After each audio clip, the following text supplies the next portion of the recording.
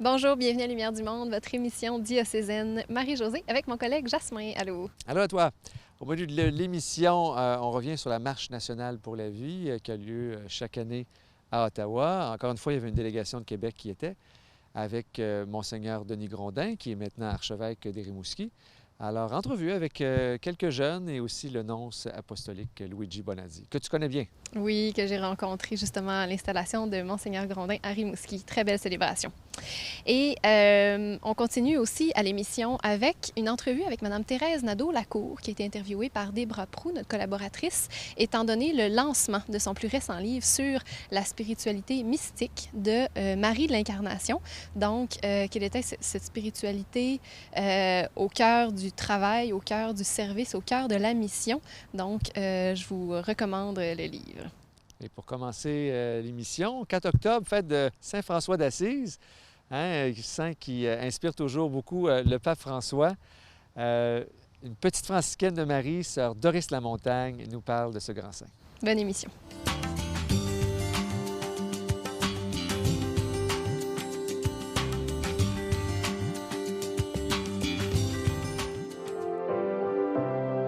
Loué sois-tu Seigneur pour chaque créature et tout d'abord Messie. Pour bien saisir qui est François d'Assise, il faut se situer dans son contexte.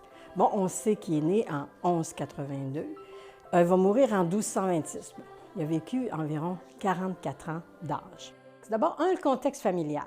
On sait que son père s'appelle Pierre Bernardone, c'est un Italien, il est marchand. Sa mère, c'est une Française, Pica. C'est assez étonnant, hein? Sa mère est française. Donc, quand François d'Assise vient au monde, sa mère le nomme le petit Jean, en honneur de Jean-Baptiste, parce qu'elle a un dessein chez son fils plus religieux. Mais quand le père, qui était en France pour son commerce, arrive, à sa surprise, Jean, non. Il va s'appeler le petit français, donc on va l'appeler François. Donc son contexte familial, un père italien, une mère française, il va être élevé dans les deux langues. On est dans une période encore médiévale, mais c'est l'introduction au niveau de l'histoire de la première économie. C'est le début d'une nouvelle classe économique, la classe marchande. Et ces gens-là essayent, même se créent des associations de marchands pour augmenter leur pouvoir d'achat. On doit se rappeler, on est au 12e siècle, mais au 11e siècle, en 1054, l'Église vient de vivre un schisme important, la division entre l'Église d'Orient et l'Église d'Occident. Et ce qui va amener, au niveau de l'Église catholique, suite à ces divisions, c'est assez étonnant, une forme de renouveau. Donc, il y a une quête chez les croyants, chez les catholiques, de vivre autrement l'Évangile. Et il y a tout un phénomène de convertis à l'Évangile. Et on va voir arriver dans ce contexte du Moyen Âge deux nouvelles formes de vie religieuse qu'on appelle l'ordre mendiant avec François d'Assise et l'ordre dominicain. Il y a aussi le contexte politique de guerre. On oublie parfois que François lui-même va vivre dans un contexte où il y a de la guerre. La guerre entre villages, entre Pérouse, puis il y a la guerre aussi avec les musulmans en Terre Sainte. Bon. François, il a 18 ans, quand il assiste avec son père au renversement du pouvoir de l'Empire. Quand on va à Assise, on voit cette fameuse rocca sur le top de la montagne d'Assise qui est le renversement du pouvoir de l'époque. Et ça, c'est quand même important. François participe à ça. Et là, François va participer à la guerre entre le village d'Assise et celui de Pérouse, qui est à 15 km à peu près. Et là, il va partir, guerrier, et va être fait prisonnier. On pense plus ou moins un an où François va être à Pérouse, en prison, emprisonné. Et là, il rentre dans une forme de réflexion, je vais dire intérieure, un peu comme un jeune d'aujourd'hui. C'est très intéressant. Et là, dans sa quête intérieure, François, tout ce monde-là de marchand, on peut saisir qu'il il est comme déçu, il vit une certaine déception, il est en recherche. Il revient, il va essayer de repartir comme chevalier, et c'est là qu'il va saisir qui doit servir, le maître ou le Seigneur, puis il dit, on lui dit le Seigneur. Quand on lit son testament, il va dire, alors que j'étais dans le péché, le Seigneur me fit un pénitent. Donc, un pénitent, nous, quand on l'entend, on pense quelqu'un qui va faire des pénitences. Mais c'est beaucoup plus profond que ça à l'époque. Si vous vous rappelez, tout à l'heure, j'ai parlé du contexte ecclésial, dans cette recherche et cette forme de vouloir vivre l'Évangile comme un converti à l'Évangile. Donc François, qui est né de parents très catholiques, qui l'amènent à l'Église tous les dimanches et qui l'ont fait baptiser, tout à coup se dit un converti à l'Évangile. Et pour vivre comme un converti, il va prendre l'habit de pénitence et veut vivre la radicalité de l'Évangile. Il y a 24 ans. Et François part vivre parmi les exclus de ce milieu performant de l'époque. Il va s'en aller vivre dans la plaine à Saint-Damien avec les lépreux. Donc, quand on lit le Testament, ce qui m'avait semblé si amer, c'était les lépreux. Hein, leur vie était insupportable, est devenu pour moi doux. Dans la petite première église où François là, se met à servir les exclus, les lépreux de l'époque, François d'Assise va contempler ce fameux crucifix de Saint-Damien, qui est un crucifix byzantin. François contemple ce Christ glorieux, parce que le Christ du crucifix de Saint-Damien, c'est le Christ ressuscité. Et en contemplant ce crucifix, François entend un appel très particulier. « Va, répare ma maison, qui, tu le vois, tombe en ruine. » Alors qu'il est toute seule dans une église, hein, parce que même les églises étaient désertées à l'époque, donc François entend cet appel de l'Évangile, de vivre simplement, d'avoir ni maison, ni tanière, une besace, donc toute la question de la pauvreté, et il va accueillir les premiers frères en 1208, 2 ans après sa conversion. Dans cette vie, je dirais, de fraternité, François va saisir que vivre en converti en l'Évangile, c'est pas si simple. Ça va être le deuxième niveau de compréhension de « va, répare ma maison qui tombe en ruine ». 108, il regroupe à peu près une douzaine de frères qui viennent se joindre à lui. Mais quand en 1217, ils sont 5000, un peu partout répartis en Europe. Donc l'accroissement a été fulgurant. En 1217, pour des raisons qu'on ignore un peu, François d'Assise va se remettre sous la protection du cardinal de l'époque, Hugolin, qui va devenir plus tard le pape, qui le canonisera après sa mort. Donc François d'Assise entre dans cette période de recherche de encore plus, c'est quoi la volonté de Dieu. C'est le troisième niveau de compréhension de François d'Assise sur « va, répare ma maison qui tombe en ruine ». Et là, c'est très, très beau, parce que là, François saisit que la maison que Dieu veut réparer, c'est d'abord le cœur humain. Dans le cœur humain où se trouve la division la plus importante. Et ce qui répare, hein, quand on lit le texte, c'est la parole de Dieu qui doit tomber dans un bon cœur. Et si on voulait résumer en une phrase, je dirais la spiritualité de François d'Assise, c'est très simple. Heureux qui écoute la parole de Dieu et qui la met en pratique. Donc, la troisième condition, hein, c'est finalement laisser la grâce de Dieu travailler notre cœur à partir de la parole de Dieu pour qu'elle nous transforme, unifie ce qui en nous est divisé pour mieux vivre en union et en communion avec tous nos frères, toutes nos sœurs. Donc, pour saisir un peu la parenté spirituelle, parce qu'il y en a beaucoup avec François d'Assise, François, notre pape actuel, il faut d'abord avoir... le pape François, c'est un fils d'Ignace de Loyola. Très peu savent que Ignace de Loyola a voulu imiter François d'Assise. Et ça n'a pas marché. Il s'est rendu malade. Donc, Ignace a bien compris que chaque baptisé a un vécu unique, une mission unique à vivre. À chacun sa mission. Donc, le pape François actuel insiste sur cette importance que chaque baptisé trouve et déploie sa mission qui est unique au monde. Je dirais que c'est le premier lien qu'on peut faire avec François d'Assise et le pape. Parce que même François d'Assise, à sa mort, va dire « J'ai accompli ma mission, que le Seigneur vous enseigne la vôtre. » Pourquoi le nom de François? On sait parce que là, il y a une attention toute particulière aux plus pauvres, aux plus démunis, le lien avec la pauvreté, la simplicité du pauvre Hélo d'Assise. Le pape, tout de suite en arrivant, a fait une place importante à toute personne, à tous les exclus. Parce que, hein, comme un peu François d'Assise avait saisi. L'amour de Dieu, c'est pour toute l'humanité, c'est pour toute personne. Depuis qu'il est pape, et même pendant qu'il était évêque en Argentine, la simplicité, la sobriété de vie du pape François se modèle assez bien à celle de François d'Assise, parce que mon Dieu, c'est mon tout, et les biens sur la terre ne nous sont que prêtés et doivent servir pour mieux servir nos frères et nos sœurs dans l'amour. Il y a 3 gestes importants que le pape, à mon point de vue, il a posés dès qu'il est devenu pape. Le premier, puis personne ne va l'oublier, c'est quand le pape arrive après son élection sur le balcon, qu'il s'incline et qu'il demande au peuple de Dieu qui est sur le parterre de la basilique Saint-Pierre de le bénir. Questa preghiera de voi su di me. Donc le pape s'est situé comme un baptisé, implorant la prière du peuple de Dieu pour mieux assumer son service au sein de ce peuple dont il est appelé à être un exemple, plus par le geste que par la parole. Dans sa manière de gouverner, il a saisi aussi une intuition fondamentale, c'est celle du Concile Vatican II qui rappelle que tous ceux qui sont engagés au service, peu importe dans les hiérarchies, hein, sont des serviteurs. Le Concile Vatican II l'a rappelé beaucoup. Hein, puis tout l'aspect des évêques et des prêtres, tout l'aspect de la collégialité, d'un gouvernement qui est partagé avec un plus grand ensemble.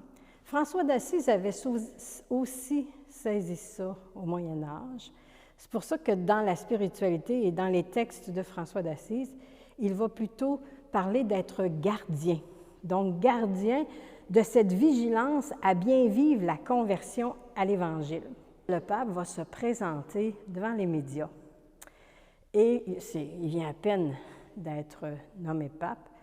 Et devant cette assemblée de milliers d'hommes et de femmes au service des médias, il dit « Je vais vous bénir, mais en silence, par respect pour votre croyance et votre Dieu. » Le pape, dans tous ses gestes, dans toutes ses actions, essaye de vivre cette même cohérence qu'essayait de vivre François d'Assise, heureux qui écoute et qui met en pratique la parole de Dieu. Il y a une joie à mettre en pratique la parole de Dieu qu'on saisit par le cœur d'abord et que l'ayant saisi par l'intérieur, on s'exerce à le vivre par nos actions parce que nos actions parlent beaucoup plus fort que tous nos discours et c'est par le geste qu'on peut, je dirais, amener l'autre à l'amitié avec Dieu. Un chemin par lequel le pape François nous invite à entrer et qui a été très cher à François, et c'est sans doute pour ça que le pape a décrété une année de la miséricorde, parce que l'unité, la communion, la paix entre nous, l'unité avec la création, avec la réconciliation, passe par celui qui est mort par amour pour nous, qui a donné sa vie pour nous. Et le pape Jean-Paul II va dire que la limite qui va avoir été imposée au mal, c'est la miséricorde. Et celui qui en croit dit « Père, pardonne-leur, car ils ne savent ce qu'ils font », c'est le Christ.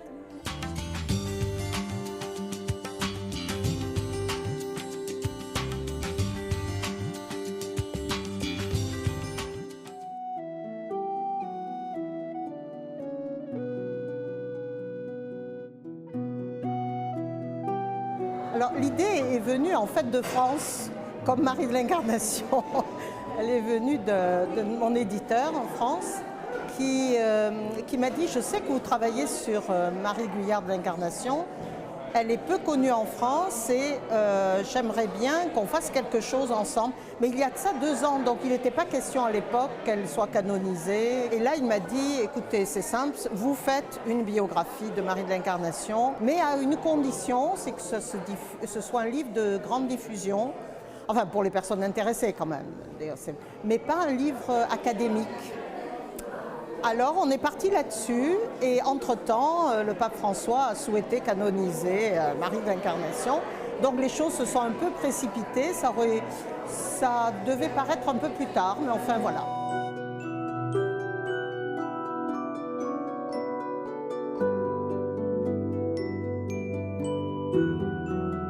Mon impression du livre de Madame Thérèse Nadeau, c'est que ça révèle ce qu'elle possède de Marie de l'Incarnation. Elle s'est vraiment laissée séduire par Marie de l'Incarnation et c'est ce qu'elle nous révèle. Cette fois-ci, elle a beaucoup d'écrits. Elle commente les écrits de Marie de l'Incarnation et met beaucoup de textes. Et ça nous la rapproche, on dirait. Marie de l'Incarnation est une mystique, c'est évident, mais elle n'est pas que mystique, elle est en même temps missionnaire. Et Madame Nadeau, dans son volume, nous le révèle une fois de plus. Mais Marie de l'Incarnation, en plus, il fallait qu'elle annonce, qu'elle soit missionnaire et que les gens découvrent Jésus-Christ et sachent qu'ils sont sauvés. Et elle insiste encore, et surtout sur le plan historique.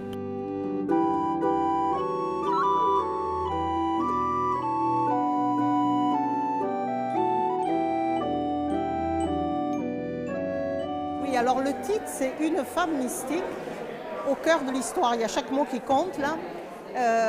Si elle est la fondatrice, une fondatrice au Canada, elle est appelée quand même par Jean-Paul II la mère de l'Église au Canada, c'est pas rien. Hein.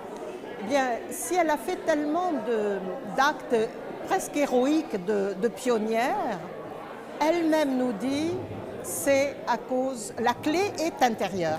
La clé est dans ma relation à Dieu. L'aspect missionnaire est comme le fruit normal de cette relation à Dieu. Parce que puis c'est logique, si on est en relation avec celui qui est infini, si on se laisse habiter par celui qui est infini, nécessairement il va déborder. Et ce débordement, ce sont les fruits missionnaires en fait. On dira que cette biographie nous présente bien les grandes lignes de la vie de Sainte Marie de l'Incarnation.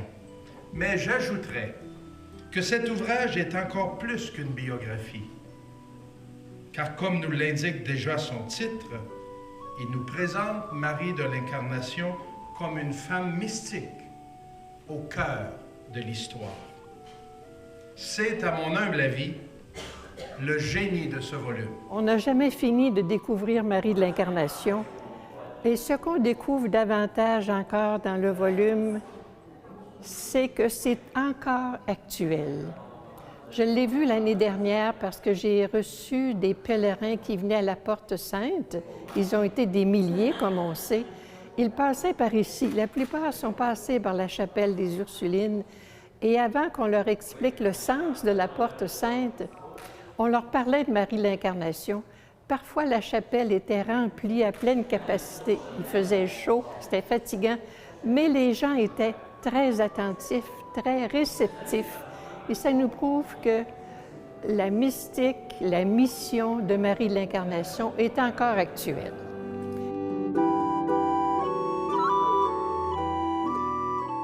Elle est intéressante à bien des égards, mais je crois sincèrement que d'abord elle est intéressante pour le Québec.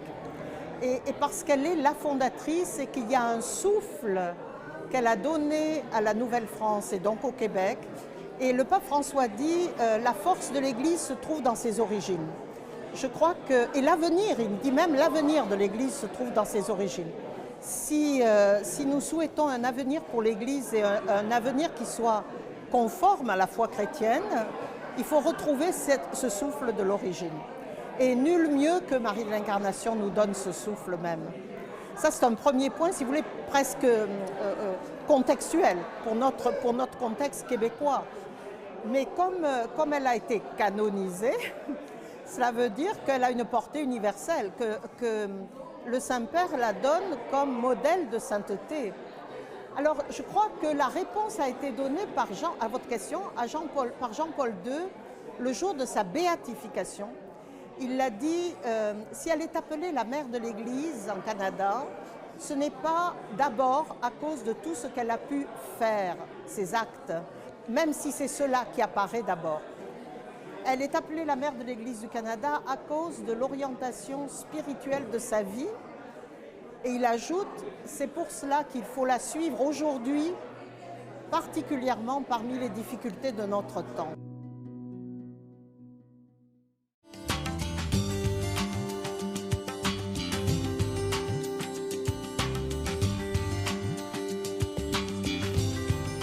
Bonjour, moi c'est Rosanne, je viens de la Beauce, j'ai 15 ans, puis je viens à la marche à Ottawa pour la vie, pour venir encourager eux qui sont pour la vie, puis c'est vraiment important pour moi, donc je veux encourager les bébés qui sont avortés.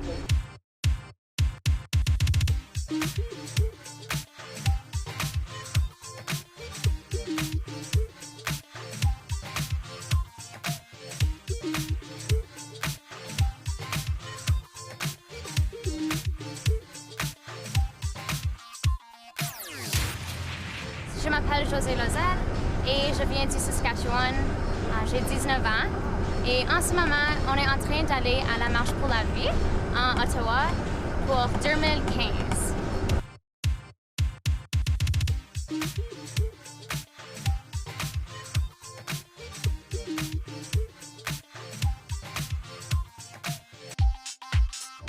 Alors, je m'appelle Sarah Chapdelaine, j'ai 25 ans, je viens de Drummondville et je suis présentement à Ottawa pour la Marche pour la vie. Wouhou!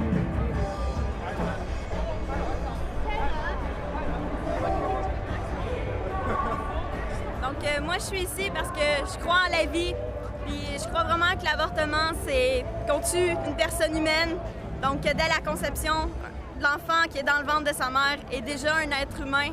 Donc, je crois vraiment qu'il faut enlever ça, l'avortement, qui est trop ouvert à tout le monde. C'est vraiment quelque chose de désolant parce que même les mères vont beaucoup souffrir après avoir perdu leur enfant ou avoir choisi de l'avorter. Donc, je trouve ça vraiment triste. Puis, ce serait une bonne solution que de mettre fin à ça au Canada. Bonjour, moi c'est Mariette. Je viens de Saint-Albert en Ontario. C'est à 30 minutes à peu près d'Ottawa. Puis je viens pour la Marche pour vie parce que je veux célébrer le mouvement de la vie. La vie, c'est important, c'est notre futur, c'est les enfants. Ça, c'est mon garçon Olivier. Olivier, il a 4 ans. Puis ça ici, c'est mon nouveau-né, c'est Alexis. Il a seulement même pas 2 mois. En fait, il a 1 mois et demi. On vient de l'Est de l'Ontario, un petit village qui s'appelle Curran. Et on est ici pour défendre ceux qui ne peuvent pas parler, prendre parole pour eux et puis revendiquer leur droit à la vie, à leur dignité.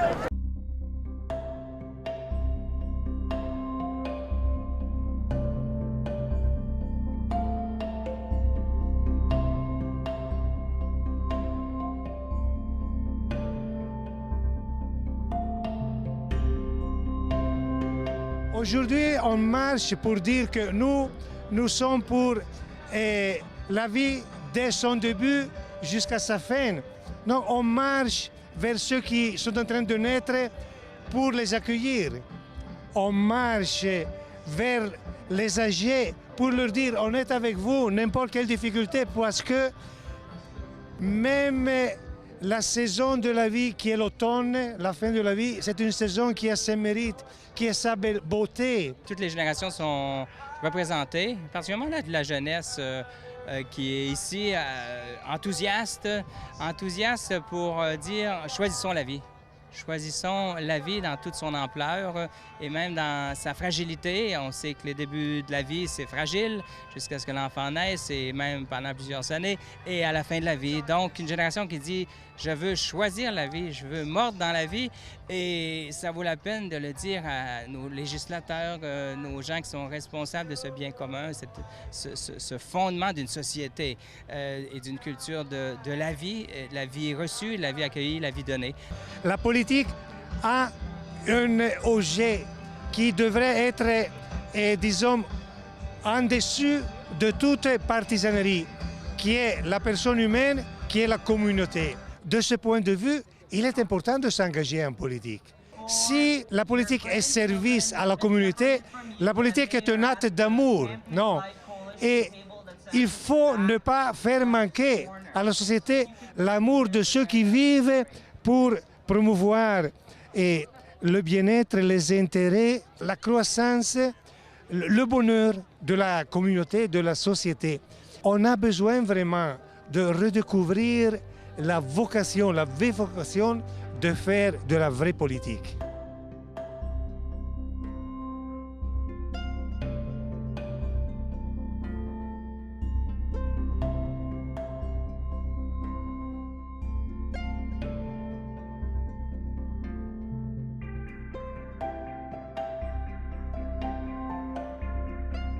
Je suis heureusement surpris. Je me disais, ça va-tu être un peu polémique?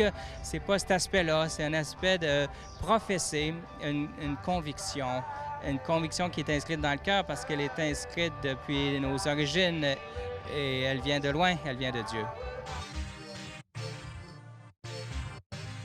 Je crois qu'aujourd'hui, c'est le jour, depuis mon arrivée au Canada, ça fait 1 an, le jour où j'ai vu le plus grand nombre de jeunes ensemble.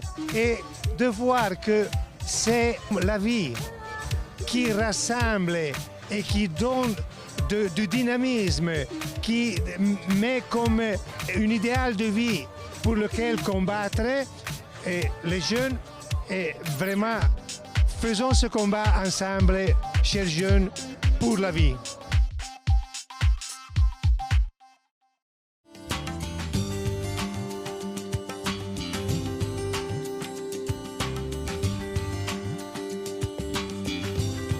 Alors oui, vous avez entrevu le pape François, version en carton bien sûr, en début d'introduction. Maintenant, nous l'avons depuis quelques mois. Il est là aux activités de pastorat jeunesse surtout. On l'aime beaucoup. On l'aime beaucoup. Puis quel voyage exceptionnel à Cuba, aux États-Unis. On le garde en nos cœurs, dans nos prières. Certainement.